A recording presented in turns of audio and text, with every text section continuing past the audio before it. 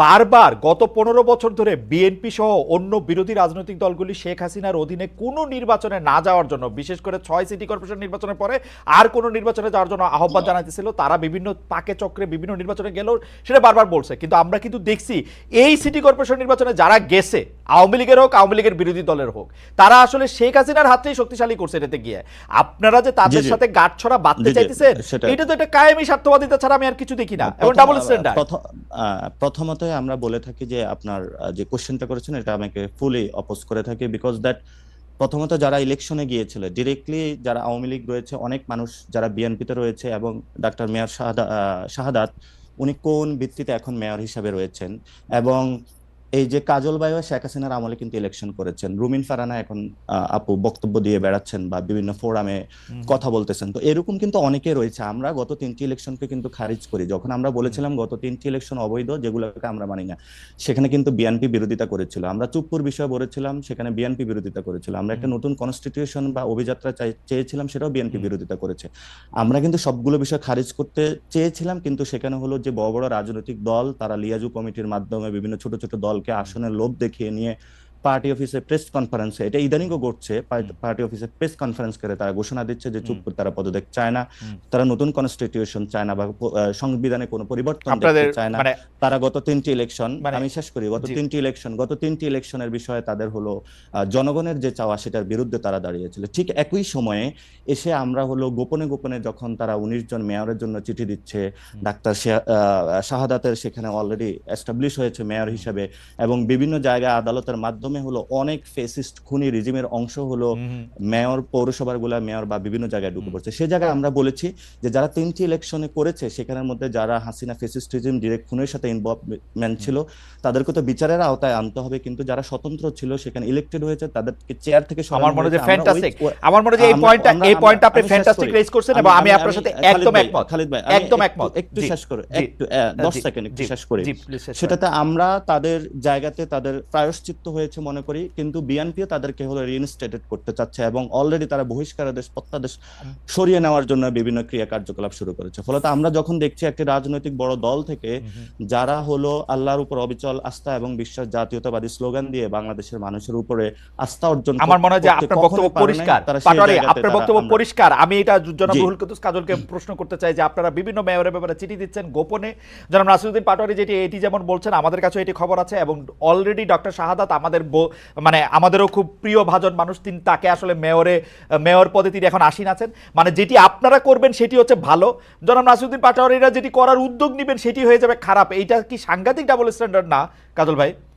মানে আপনারা আমার কাছে প্রথম কথা হচ্ছে, আমার সমালোচক নাসিরের বেশ কয়েকটা বিষয় কিন্তু কমন, যেগুলো আমরা প্রত্যেকে প্রত্যাশা করি বাংলাদেশ কিভাবে চলবে আগামী দিনে। জি, আবার কিছু কিছু অভিযোগের ক্ষেত্রে এটাও যেমন সত্য, উনি যখন বিএনপির দিকে অঙ্গুলি নির্দেশন করে যখন বলবেন বিএনপি এই কাজ করবে, আবার যদি তিনি মনে করেন যে যারা আওয়ামী লীগের না সরাসরি খুনের সঙ্গে তাদেরকে নিয়ে আমার নতুন দল গঠন প্রক্রিয়ার সঙ্গে তাদেরকে সম্পৃক্ত করবেন, এটা আমার মনে হয় এক ধরনের দ্বিচারিতা। আমি প্রত্যাশা করব আগামী দিনে নেতা হিসেবে নাসির সাহেব এ থেকে আমি দূরে থাকবেন, কারণ নতুন প্রজন্মের নেতৃত্ব দেওয়ার জন্য তাদের অনেকগুলো কাজল ভাই প্লিজ একটা আমি বলতে ভুলে গেছিলাম।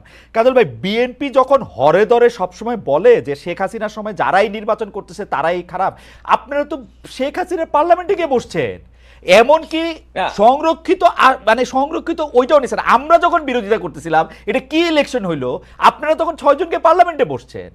না দেখুন, এটা হচ্ছে তো একটা রাজনৈতিক দল, একটা কথা খেয়াল করতে হবে খালেদ সাহেব, যে দেখুন একটা রাজনৈতিক দলের যে কৌশল, রাজনৈতিক কৌশল, সেই কৌশলটা কিন্তু আপনি একটা কথায় মোটা দাগে কিন্তু তার বিশ্লেষণ করলে হবে না। কারণ পার্লামেন্টে যে সময় বিএনপি সেই পার্লামেন্টে গেছে সেটা একটা রাজনৈতিক সিদ্ধান্ত ছিল। এই সরকারের যে কোনো রকম জনপ্রিয়তা নেই, এবং পার্লামেন্টে সরকারের বিরুদ্ধে বিরোধিতা করার জন্য বিএনপি সেই সময় যৌক্তিক মনে করেছে। বিএনপি যে সময় মনে করেছে, বিএনপি তো একসময় স্থানীয় সরকার নির্বাচনও করেছে, সিটি কর্পোরেশন নির্বাচনও করেছে, কিন্তু পরবর্তীতে যখন এই সরকার বিগত হাসিনা সরকারের নির্বাচন এবং তাদের যখন বিন্দুমাত্র তাদের উপর আস্থা রাখতে পারেনি, তখন সমস্ত ধরনের নির্বাচন থেকে নিজেদেরকে গুটিয়ে নিয়েছে। হুম। আপনার কি মনে নেই 2018 সালে শেখ হাসিনার কথার উপর ভিত্তি করে ডক্টর কামালের নেতৃত্বে সে সমস্ত রাজনৈতিক দল অংশগ্রহণ করেনি, করেছে। সেগুলো হচ্ছে সরকার এবং ইলেকশন খারাপ হয়েছে, আমরা বলেছি ইলেকশন খারাপ হয়েছে, তারপর বিএনপি কে পার্লামেন্টে গিয়ে বসে পড়ছে।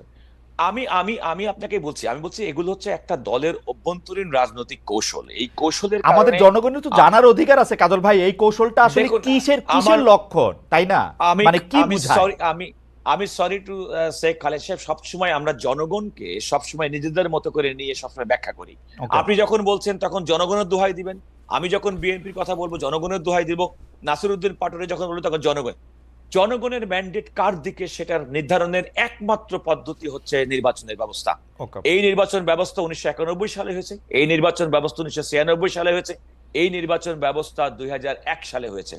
আমি 2008 সালের নির্বাচনটিকে কোনো মানে অবাধ, সুষ্ঠু এবং নিরপেক্ষ নির্বাচন বলতে রাজি নই। বিএনপি হারলে এটা নির্বাচন অনিয়মিত- সুষ্ঠু হয় না তো? বিএনপি No, no, হারলে no, নির্বাচন সেখানে কেন না। সুষ্ঠু হবে? না খালেদ, নো, আপনি খেয়াল করতে খালেদ, নির্বাচনের তত্ত্বাবধায়ক সরকার ব্যবস্থা ছাড়া 91 সালে নির্বাচন হয়েছে। তত্ত্বাবধায়ক ব্যবস্থা সংবিধানে আসার পরে 96 এবং 2001 নির্বাচন হয়েছে। তত্ত্বাবধায়ক সরকারের 90 দিনের মধ্যে নির্বাচন করার কথা।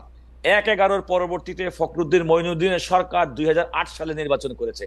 সুতরাং একটা অনিয়মতান্ত্রিক, অগণতান্ত্রিক সরকারের অধীনে নির্বাচিত তথাকথিত তত্ত্বাবধায়ক নির্বাচনের সেই নির্বাচনে গঠিত সরকারকে আমি কোনোভাবে গণতান্ত্রিক সরকার মনে করতে পারি না। Okay.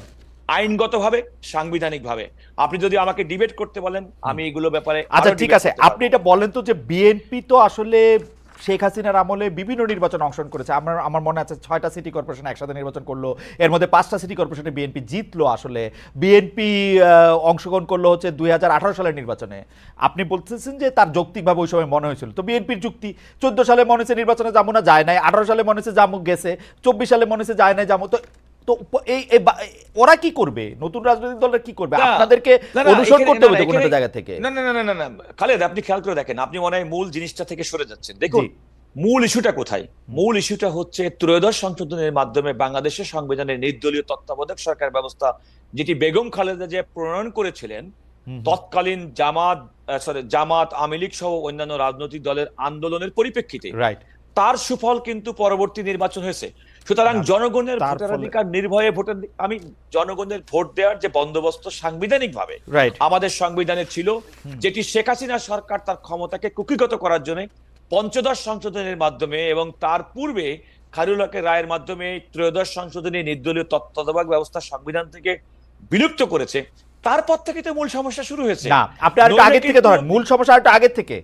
বিএনপি তার প্রেসিডেন্টকে প্রধান উপদেষ্টা দায়িত্ব নিতে বাধ্য করছিল বা নেওয়া হয়েছিল। বিএনপি তত্ত্বাবধায়ক সরকার ব্যবস্থা ধ্বংস করছিল 2006-7 সালে। ওই তাদের চাওয়া প্রধান বিচারপতিকে সর্বশেষ অবসরপ্রাপ্ত প্রধান বিচারপতি বানায়। ওইটাও তো বলতে হবে, 2-3টা জিনিস একসাথে এইটা বলতে হবে। আপনার এটা কিন্তু আপনার এক ধরনের ন্যারেটিভ। আপনি খেয়াল করে দেখেন, আপনি যদি কিছু মনে না করেন, বর্তমানে সংবিধানে আমাদের অনুচ্ছেদ 58 আপনি পাবেন না। পাবো না তো। আপনি দেখবেন 58 অনুচ্ছেদে কোনো কারণে সর্বশেষ প্রধান বিচারপতি না হলে আপিল বিভাগ থেকে সর্বশেষ অবসরপ্রাপ্ত বিচারপতি, Right. তারপরে বিশিষ্ট জন, তারপরে কিন্তু সর্বশেষ স্তর ছিল রাষ্ট্রপতির প্রতি দায়িত্ব গ্রহণ। সেটি কিন্তু একটা সাংবিধানিক কাঠামোর মধ্যে ছিল। আমি কথা বলছি না যে তৎকালীন সময়ের সিদ্ধান্তটা সঠিক কিংবা বেঠিক ছিল, কিন্তু মূলত কিন্তু তৎকালীন রাষ্ট্রপতির দায়িত্ব গ্রহণটা সেটিও কিন্তু আমাদের একটা সাংবিধানিক প্রক্রিয়া। আচ্ছা আপনি বলেন তো,